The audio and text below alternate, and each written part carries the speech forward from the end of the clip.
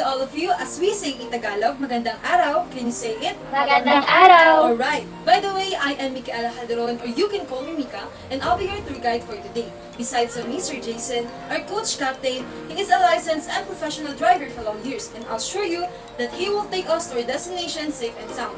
On behalf of Hiraya Tours, I'd like to welcome you all to the historic walled city within Metropolitan Manila, Intramuros.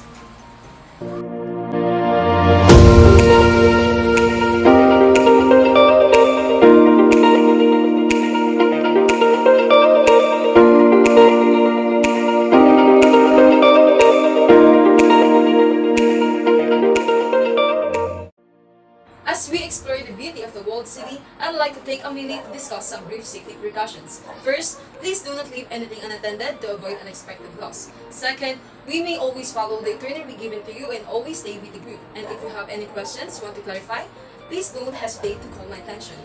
You might wonder what this flag means. So, if you see me waving this flag, it means you have 10 minutes to go around the place, spend your time to take photos, talk to locals, and buy souvenirs if you want to. And lastly, keep in mind that during the travel, the best payback to nature is by taking care of it and not leaving trashes.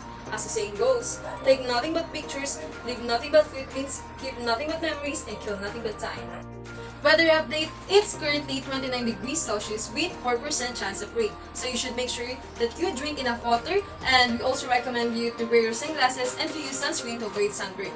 Time check, it's already 8:30 a.m. in the morning, so may I request everybody to please adjust their watch to avoid conflict in our schedule. Are you guys excited? Since you're all excited, let's have a head count. Starting 1, 2, 3, and 10. Okay, thank you for your cooperation.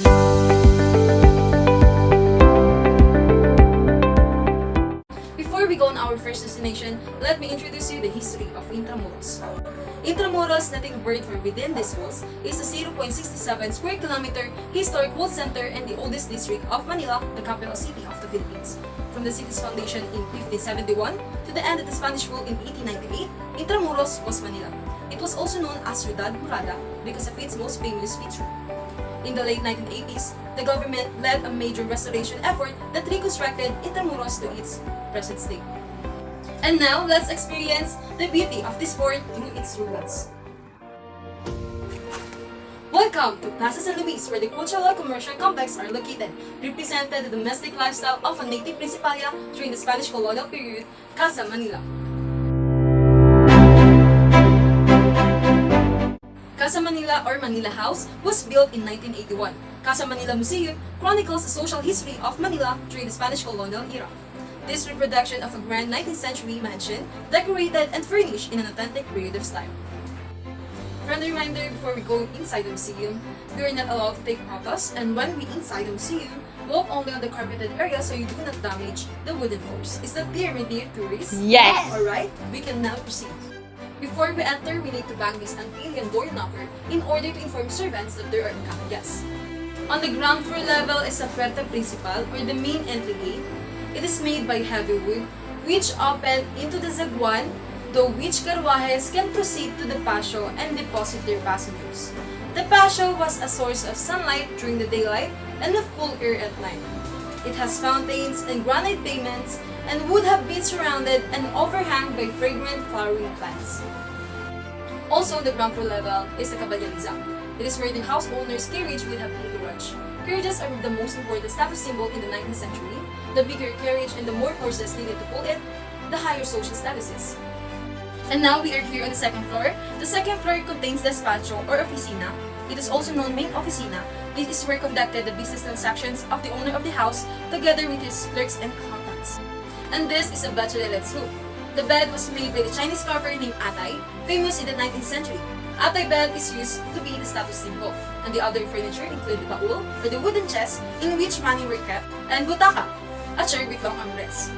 As we walk on the third floor, the first room is the antesala, also known as the kaida, meaning to fall, referring to the stair landing. In this room, the family would relax like having merienda in the morning and afternoon, playing card games such as mahjong and smoke. Opulent European furnishings speak to the family's wealth, culture, and foreign travel. The next room is the sala. This room is immense, spacious, and airy. The floor was made by hardwood such as nara. And this room is called oratorio. This small room is used for family's Catholic devotions, and beyond it are several dormitories for the husband and wife and their children. At one end of the antesala is the comedor, that features a large rectangular table in the center and sideboards along the wall.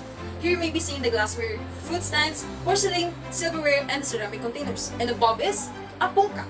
The servants pull the strings to drive away and ventilate the area. Next to the dining room is the kusina. With its banguera, it is used for air drying newly washed utensils and tableware before they were kept inside a platera or pamingalan. And finally, also on this floor was the letrina. This famous toilet is good for two. Flushing were done by throwing a large bucket of waters into the tubes. And the next one is the banyo, or the bathroom. This bathroom contains two banyeras, two sizes of banyeras or bathtubs. Since the family belongs to the affluent class, they normally had many servants. These are just few of the things you will find in a Filipino ancestral home. I hope you enjoy this indoor tour, and before we finally proceed on our next and last stop, I will give you 10 minutes break, so if you want to buy in an arts and crafts store, go and buy it. Time check, it's already 11:30 in the morning. Meet me at 11:40 and I'll just wait you guys outside and just enjoy the tour. Are you guys complete? Okay, let's have a head count again. 1, 2, 3, and 10. Okay, so on our next stop, it will take 2 minutes to get there, so now let's proceed.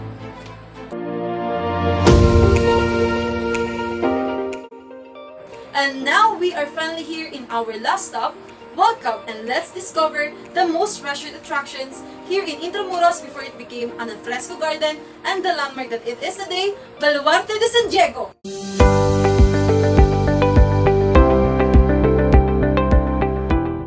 Located on the southern tip of Intramuros, Baluarte de San Diego was part of the old Fort Nuestra Señora de Guia and was here to protect Manila at its wayside.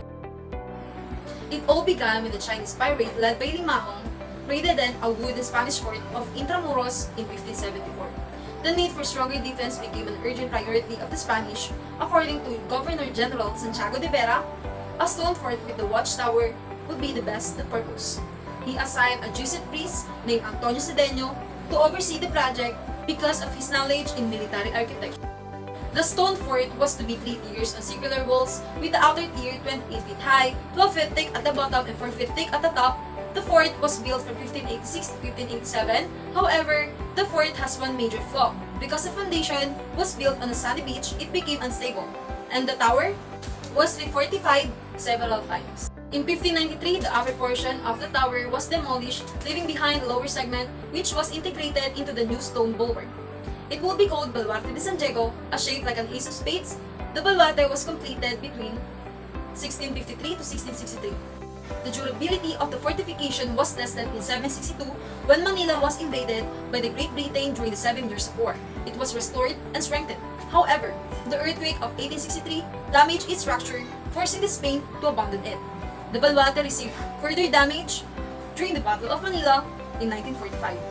The whole Intramuros was heavily damaged, including the Baluarte de San Diego, and the tower within it remained preserved.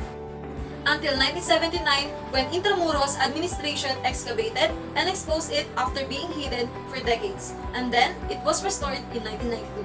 It became a public park and events place, rented out for special occasions just like wedding, and now it was known for alfresco garden. Okay guys, I will give you 30 minutes to explore around the place, talk to locals, take pictures, and enjoy this historic site. I will wait you guys outside. And now we are formally end this tour. I hope you all enjoyed this today indoor and outdoor tour. At the same time, I hope you all learned about how the Filipinos lived in the Spanish colonial period and how the Filipinos adopted things under the hands of the colonizers and invaders, just like the American and Chinese people. Also, I'd like to take this opportunity to thank you all on behalf of Hiraya Tours. Once again, I am Mika and I pleasure to meet you. Waking up now, wondering